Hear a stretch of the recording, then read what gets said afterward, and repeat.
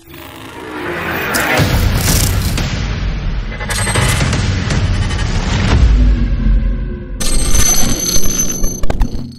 what's going on, guys? This is B Wells, and I'm coming at you with 100 cryptos in 100 days. Today we're covering Bitcoin Cash. This is the number 6 out of 100 episodes, so we'll have 94 more to go after this.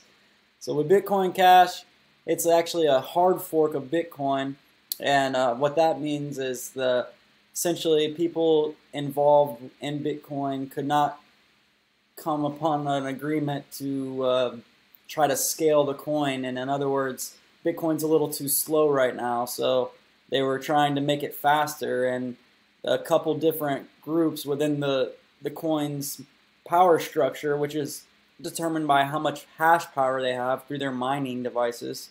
So essentially they couldn't come to an agreement on how to scale and what kind of coding to use, what type of suggestions and solutions they had in order to make the coin faster. So the majority of people stuck with Bitcoin, whereas some people broke off and went with Bitcoin Cash. Now, it's kind of a complicated matter because Bitcoin Cash is technically still the same code of Bitcoin.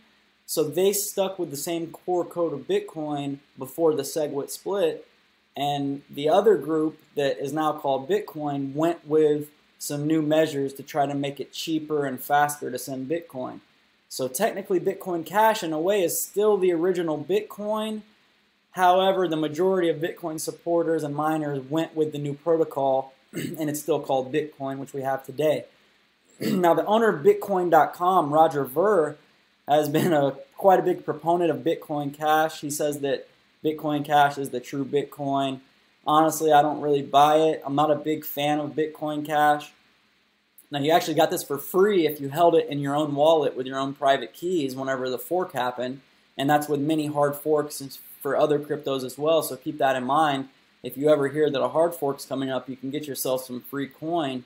And I mean, that's a big part of the reason why Bitcoin started its boost, because people knew that there would be a split. So if they had 10 Bitcoin, they would now have 10 Bitcoin Cash, which at this point would be worth $9,600 for them. So Bitcoin Cash helped the pump, it seems like, of Bitcoin whenever it went from just $1,000 all the way up to the $19,000 mark.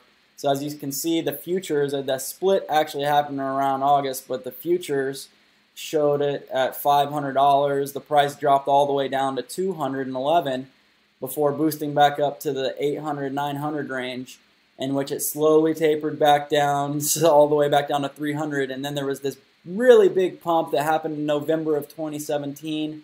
This was during my anniversary, actually. I was with my wife on a trip in Georgia, and I was fervently checking the prices of all these coins, and Bitcoin Cash hit $1,953. And what was crazy about this particular pump was the fact that it was Korea, South Korea, doing a big portion of the pump. If you looked at the volume underneath the markets tab, I mean, BitHum was the #1 exchange by far, and you see how much higher South Korea, for some reason, is willing to pay for their coins. It's always been like that ever since I've been watching the coins, and South Korea really, really pumped that up, and it almost looked like it was market manipulation, and then there was some freezing happening on CoinMarketCap to where essentially the BitHum price was $2,500, and everybody else in the U.S. and other countries were paying, $1,700, $1,800, but the price was frozen on 25 for the #1 volume on CoinMarketCap, which was BitHum, and it wouldn't move from that high mark, and that was artificially inflating the other prices. Later on, CoinMarketCap actually decided to stop showing those prices from South Korea because they were so much higher than everybody else, and it kind of made the market look a lot more valuable than it was at the time, excuse me. So Bitcoin Cash, I don't really see it going anywhere in the future.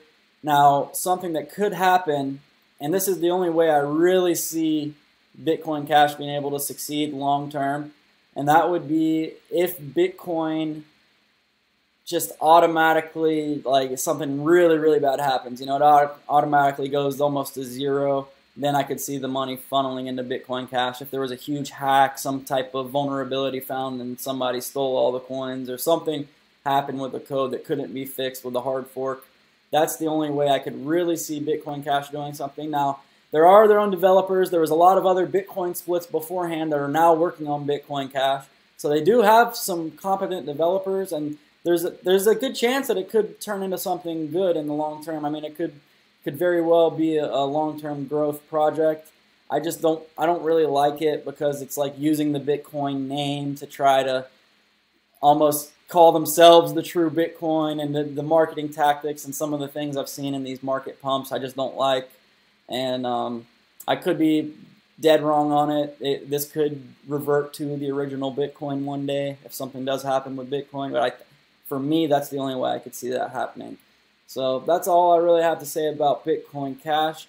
Make sure you subscribe to the channel, give me a like or a follow, and then I'll be posting a lot more content. We have daily crypto overviews, so I review the entire market and the news for the market for the day every day, and then I'm bringing you the 100 cryptos in 100 days, and once that's done, we'll expand upon it. We'll dig a little deeper into some of the other projects, and I'll answer some of you guys' questions. And I have a lot planned for the channel. I'm definitely going to be putting in a lot of content and a lot of hard work. Thanks for watching, and I appreciate any support. To the moon. It's been B Wells. Have a good one, guys.